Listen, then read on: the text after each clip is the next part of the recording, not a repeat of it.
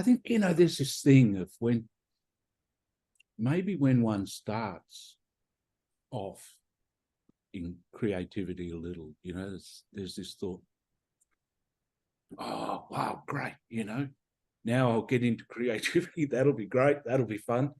And then maybe somewhere along the track you go, hey, hang on.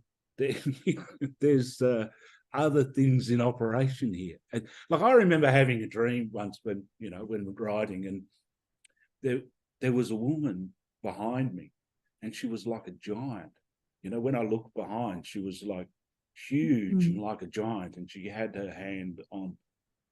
And I can remember waking up and being freaked out, because it's like some archetypal, you've touched upon something big or something. So it's like there's this naivety towards creativity. You think, oh, this will be fun. I'm going to get in there, do this and that. And then, there's forces of,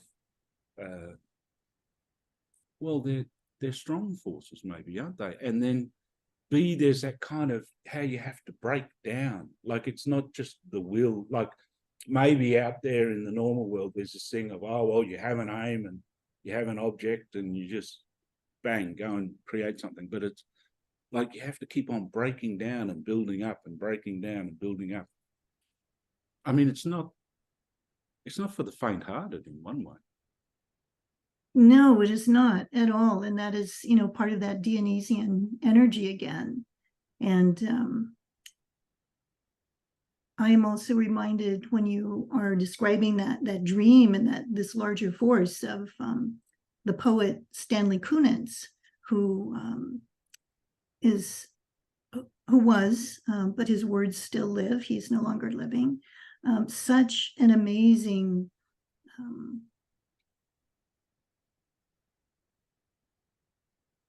what's the word I'm looking for? Not so much a translator, but kind of a seer into the true nature of the creative. This force, he would call it like a visitation from the dark angel, that something other than human, some awe-inspiring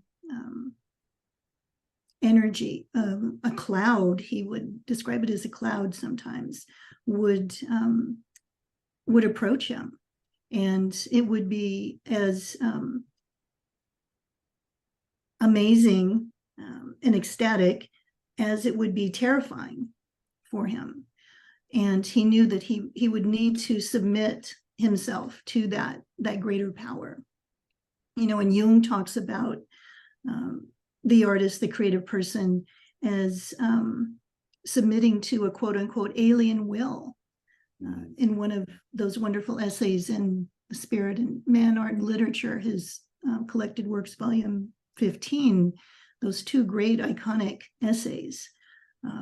So that idea of surrender and submission, and the rather terrifying prospect of a non-human eternal force that's wanting to come into relationship with you. That, like you say, it's not for the faint of heart. And to say yes to that is a commitment. It's like when Jung talks about the numinous, there's that awe and a little bit of, what's the word, trembling, because it's big. Mm-hmm.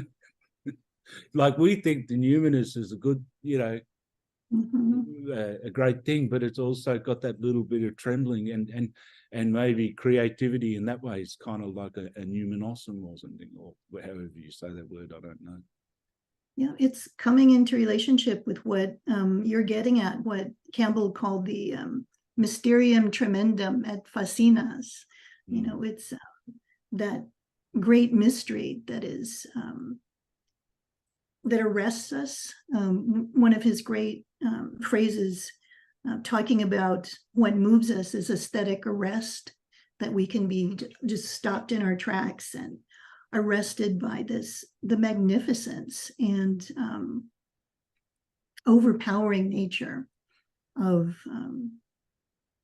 of the numinous, of the divine, of the great mystery that we're all a part of. And again, I think that's what, maybe that's what I've taken from reading you. It's like to broaden and deepen the creative. Like there's an idea of creative, isn't there? And then it's like, really, it's so linked to depth psychology, or the depth dimension of the psyche, or the collective.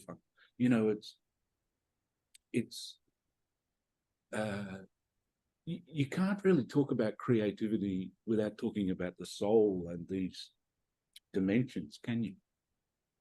No, I don't think you can. You can do it, but in a superficial way. But to go much deeper, you do have to address ideas of the soul, multicultural ideas. You have to talk about the ideas of other dimensions, about a spirit world, or the great mystery, or energies that are not visible to our human eyes, our everyday eyes anyway. As I'm saying that, I'm thinking of Henri Corbin, one of James Hillman's chief influences, the French scholar and mystic, scholar of Islamic mysticism. Yeah. He wrote about the difference between what he called eyes of flesh, eyes that see the world as more or less dead, static material objects, this sort of Cartesian split of, I live, everything out there is just sort of stuff, dead stuff, those eyes of flesh, versus eyes of fire. And eyes of fire are like the eyes of a mystic, of a seer, that can penetrate through that and see the ensouled world, the anima mundi, the life,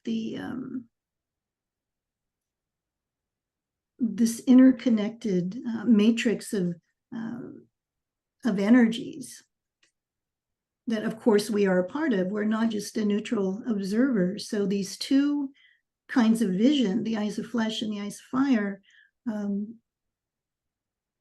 can combine in a creative person, where you can sort of move back and forth as if you're, dreaming with eyes open. That's a beautiful way to describe both the shamanic experience and an art making experience, creative expression.